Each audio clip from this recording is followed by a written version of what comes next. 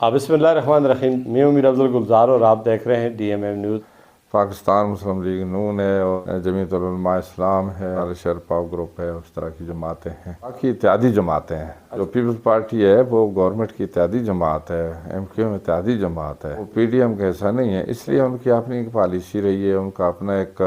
Point of view رہا ہے۔ دیکھیں بات یہ ہے کہ مذاکرات تو خیر سیاست میں تو دروازے بند نہیں ہوتے، مذاکرات کن پوائنٹ پر ہونے چاہیے، کس بات پر ہونی چاہیے، یہ تو خیر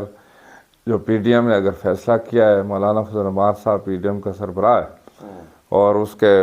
ہمارے جو وزیر اعظم شہباز شریف صاحب ہیں، باقی جو قائدین انہوں نے مشورہ کر کے کیا ہوگا۔ ملکی حالات کتنے خراب ہو گئے تھے جبکہ مطلب ہے جو رجیم چینج کیا ہے، تو اسی وجہ سے کہ ملک